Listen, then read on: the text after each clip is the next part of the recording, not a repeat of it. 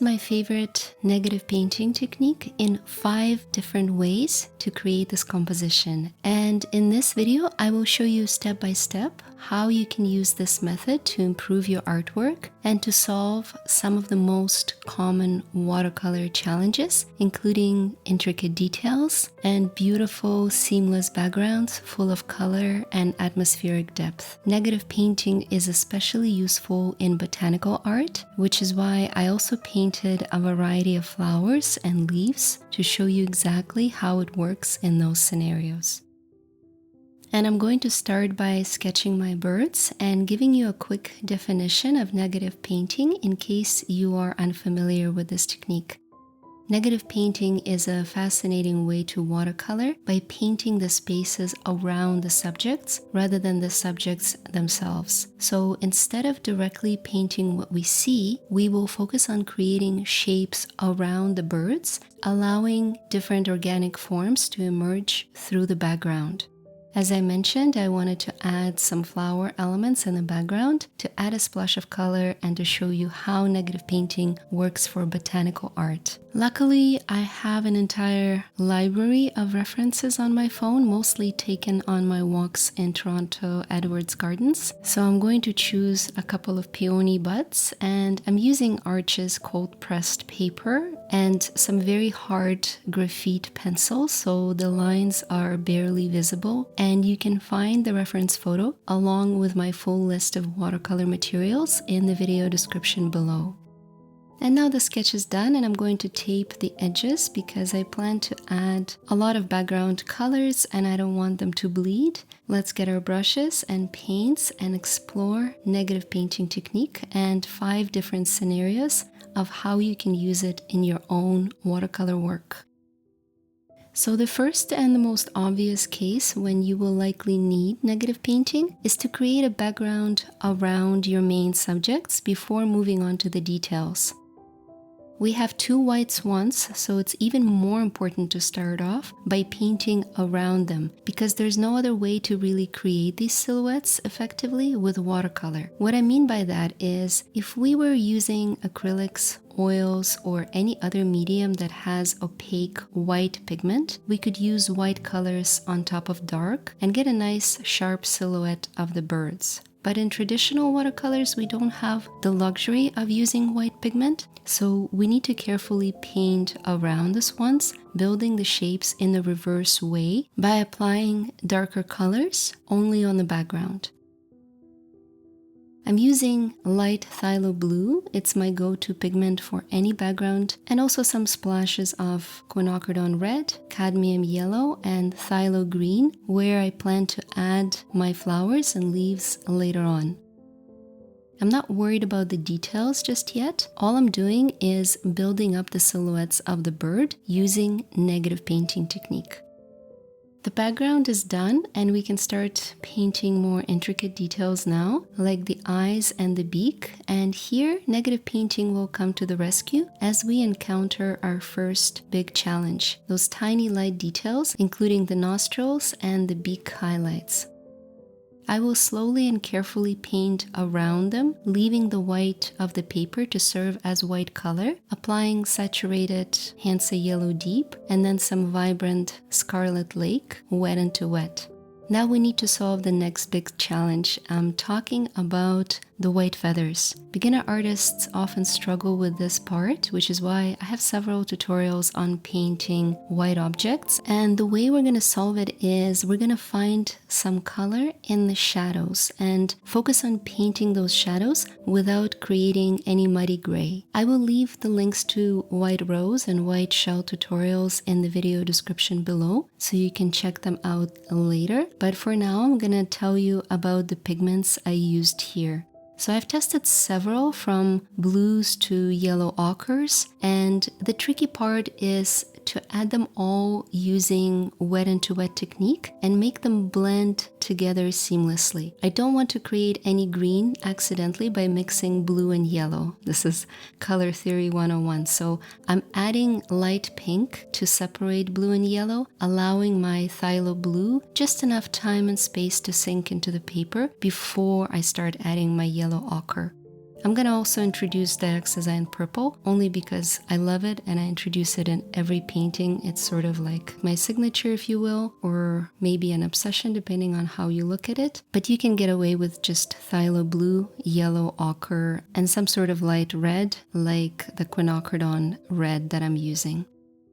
Negative painting technique comes into play once again as we encounter our third big challenge, the highlights on the feathers. You can see in the reference photo that some of the feathers are catching sunlight directly, and those are the areas that look 100% white, which is precisely the pigment we don't have in watercolor. I mean, sometimes it's included in watercolor sets for reasons that escape me, to be honest, but we all know to stay away from it. Worst case scenario, we can use white gouache to fix some of the edges later on, but for now I'm simply using the tip of my round brush to carefully apply the light shadow pigments, leaving my paper completely dry around the bird, especially on top of the wings where the sunlight is reaching the feathers directly. Now the orange details are dry and we can add indigo up on top, once again painting around a few light spots. It's much more effective to use the white of your paper painting around these highlights using negative painting technique, and the resulting effect would look light and transparent, almost glowing, just as traditional watercolors are intended to look. And now my absolute favorite part, using negative painting to create atmospheric backgrounds. I will apply another layer of phthalo blue, this time painting around the flowers and the leaves. And I plan on doing it twice, maybe even 3 times in this painting to really reach full saturation and depth of color. And every time I do it, I will paint around some of the leaves and petals, adding more and more depth as I go. But let's leave this layer to dry so I can show you the 5th case study where negative painting helps us with botanical art. Notice how I'm applying my quinacridone red inside the flowers, focusing on the darkest petals and the details in between the yellow stamens. Here, negative painting helps me create a sense of dimension by emphasizing the lightest petals and the yellow stamens through contrast with surrounding darker petals and the dark background. Here's how I would describe this process step by step. I choose the lightest petal or a cluster of petals that I want to define, or a segment of the petal that I want to define, and I start by painting the space surrounding that petal using the same red color but a few steps darker. This could involve painting other petals or sometimes a part of the same petal that's in the shadow, all the areas around and adjacent to the main segment that I want to highlight. As I paint around each light petal shape, I gradually build up my layers of color. Each layer defines the space further and brings out the form of the flower indirectly. It's important to note that this process allows me to avoid awkward borders between the petals, just like we already avoided awkward borders between the flowers and the background by painting around the flower shapes a few minutes ago. So once again, instead of painting the flower petal by petal, I'm focusing on lighter petals first and painting the space around them, building the shapes indirectly. As promised, I'm going to come back and apply another layer of blue on the background. This time, I will also use negative painting to create leaf silhouettes. The composition is taking shape as we've already established our negative space, but now we can refine the background even further by painting around all these extra details. This step further brings clarity to our main subject, the birds, while reinforcing an illusion of depth created by the negative space. And you could theoretically call it done at this stage, but nothing will stop me from overworking my paper and adding more colors and details. So I decided to work through the swans one more time, adding some additional shadows using burnt sienna. The feather texture is just so interesting, and it's important not to go too dark because the overall effect should still read as almost pure white.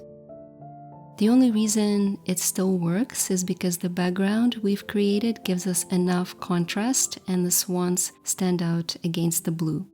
I tried to add another layer on the background swan, but I was too conservative, should have gone darker. My Patreon subscribers who saw the process work confirmed my suspicions in the comments, and the background swan could use another layer of color just to make it a few shades darker to create better contrast.